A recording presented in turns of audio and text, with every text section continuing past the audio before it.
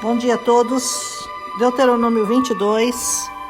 Vou falar sobre vestimentas, virgindade e adultério. Aqui Moisés dará instruções quanto a objetos, vacas ou ovelhas que forem encontradas e que nesse caso deveriam ser devolvidas ao dono ou guardadas até que o dono viesse buscar.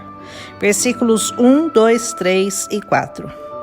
Essa responsabilidade fraternal em Israel era mais uma aplicação do princípio da unidade. Esse princípio os levou a serem prósperos e profundamente unidos. O versículo 4 fala sobre vestimentas, dizendo que o homem não deve se vestir como uma mulher e nem uma mulher deveria se vestir como homem. Essa lei gerou costumes em muitas igrejas cristãs e até hoje ainda são seguidas como sinal de santidade e obediência.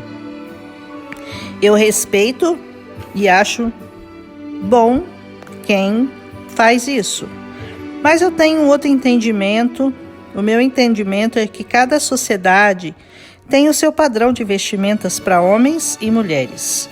Se fôssemos seguir a risca aqui, homens e mulheres deveriam usar túnicas longas, como usavam naquele tempo. Seria difícil entender, por exemplo, a cultura escocesa, onde homens vestem saias e ninguém acha anormal. Se uma mulher usa calças, ela está seguindo um padrão. Ninguém vai achar que ela é homem por causa disso. Mas se deliberadamente um homem se vestir como mulher, querendo parecer uma mulher, ou uma mulher vestida como homem, querendo se parecer um homem, aí eu entendo como uma abominação ao Senhor.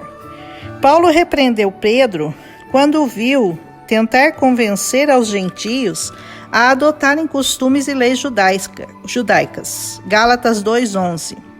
Então, sugere-se, é claro, discrição e decência nas roupas. Isso é uma lógica. Uma mulher de Deus deve evitar roupas que produzem lascívia, desejos, como convém às mulheres que escolhem servir a Deus. Mas isso não significa que um único padrão do que é considerado roupa feminina ou roupa masculina deva ser seguido. Deixo claro que esse é o meu entendimento, não que eu pense que aqueles que seguem os costumes de algumas igrejas estejam agindo incorretamente. É só um entendimento diferente. Bom, no versículo 6 e 7, Deus se preocupa em cuidar até mesmo dos pássaros e dos seus filhotes.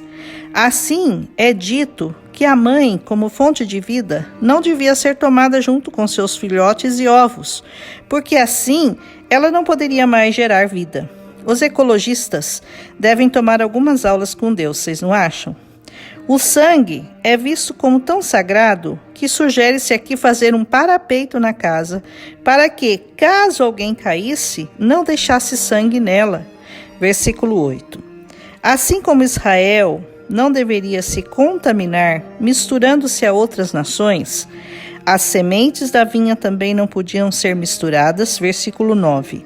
Também não se podia misturar o boi com o jumento, versículo 10, nem o linho com a lã, versículo 11. Relembra-se aqui o uso de franjas, que eu já falei, que Jesus usava para identificá-los como o povo de Deus, versículo 12. Quando um homem se casava e depois tentava difamar sua mulher, dizendo que ela não era virgem, mas seus pais pudessem provar por meio dos sinais de sua virgindade no lençol, tal homem seria punido por tentar difamar a donzela e pagaria 100 siclos de prata aos pais dela. Versículos 13 a 20. Caso fosse verdade e os pais não conseguissem a prova da virgindade dela, essa seria apedrejada. Versículo 21. Do mesmo modo, um casal pego em adultério seria punido com morte. Versículo 22. Também se a mulher se deitasse com um homem, estando prometida a outro, seriam apedrejados, os dois. Versículo 24. Mas se ela tivesse gritado por socorro e tivesse sido forçada, só o homem morreria. Versículos 25. Se um homem se deitasse com uma donzela, mas essa não estivesse prometida a ninguém, e ela se deitasse com ela, teria que pagar 50 ciclos de prata aos pais, porque ele a humilhou. Versículo 28 e 29. E finalmente, um homem não poderia tomar a esposa de seu pai, que muitas vezes não era a mãe dele, pois eles tinham mais de uma esposa. Versículos 30. Essas leis para nós parecem estranhas e ultraconservadoras, mas era preciso que Deus estabelecesse um padrão de moralidade muito elevado, pois os povos que viviam naquele tempo tinham outro tipo de comportamento, e Deus não queria que seu povo se contaminasse.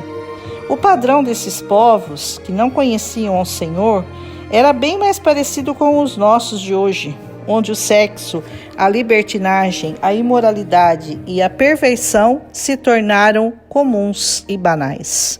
Mas Deus sabia onde isso os levaria se não adotasse princípios rígidos de moralidade e justiça.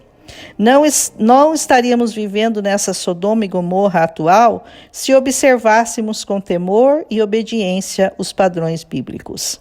Se assim o fizéssemos, as famílias não estariam tão destruídas, nem os homens e mulheres tão imorais, e nem haveria tantos desvios sexuais como tem ocorrido em nossos dias. Hoje, dizer que uma moça é virgem causa mais estranheza do que dizer que ela já teve 2 ou 3 ou mais homens. Esse é o novo padrão. Mas não cabe a nós julgar. Nossa parte é seguir e obedecer não os padrões mundanos, mas os princípios da ordem, da decência, do temor e da moralidade de Deus. A escolha é de cada um, mas não diga que Deus não te avisou. Ele está nos avisando há mais de 3.000 anos e Ele não vai mudar de opinião. Quem tem que mudar e ser transformado para obedecê-lo somos nós. Amém? Eu espero que vocês tenham aproveitado este capítulo. Um abraço em Cristo Jesus.